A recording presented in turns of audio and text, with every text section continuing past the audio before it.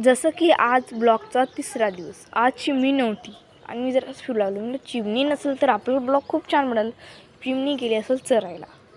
तर आपण बघू शकता तिचे सॉरी माझा सदमाच लागला. तुमचा व्हिडिओ करता मीच 5 मिनिट म्हणजे की विचारात पडलो.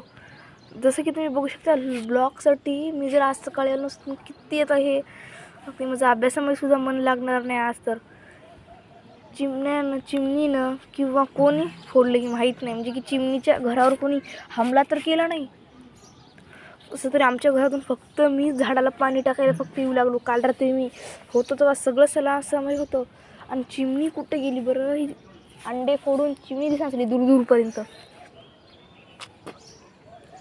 बाप रे बाप, हे काय दुसऱ्या चिमण्यांचा हमला केला वाटायले. चिमण्याची अंडी अशी फोडलेली आहेत. कोणी चिमणीच्या आईनंच फोडले का आहे की माहीत नाही. तरी पण असंच वाटायले.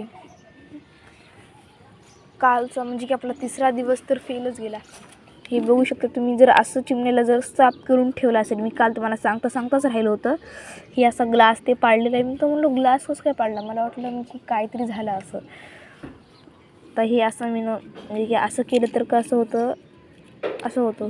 तर असं केलं तर म्हणजे असं होते ना. तर मग म्हणून हे कधी पण चिमण्याला जर तुम्हाला बघायचं असेल चिमण्या खातात किंवा नाही तर असं करून ठेवायचं. चिमण्यासाठी बघू शकता किती छान असं म्हणजे की अंडे दिले ते तिच्यासाठी खूप वाईट वाट आहे. साठी 1 मिनिटाची श्रद्धांजलीसुद्धा करू शकते. 2 म्हणजे की घरामधले 2 परिवार गेले.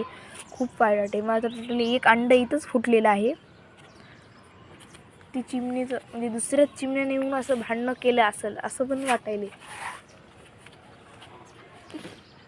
तिसऱ्या दिवशीपर्यंत जगायचं होतं का त्यांना. एकतरी अंडा राहायचा होता.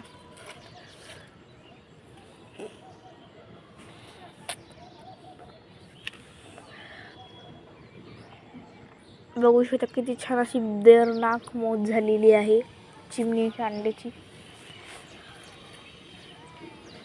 आता हात लावायला काही हरकत नाही. तरी पण जाऊ दे, आता जे झाले ते होऊन गेलेलं आहे. आता हे पाण्याची जागा तर बदलू शकते किंवा इथे तर खूप सारे पक्षी येतात, इथंच ठेवून टाकून.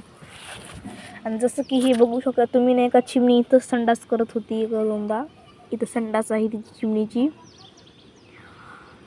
पाणी पण खूप थंड झालेलं आहे. चिमणीसाठी प्लीज काहीतरी. फुललेले मोगरे माझे शन. ला जाऊन मी आज मोगऱ्याची फुलं आणली होती महादेवाला, म्हणजे हार करून द्यायचा. समजते फुलं ठेवली होती. बाय.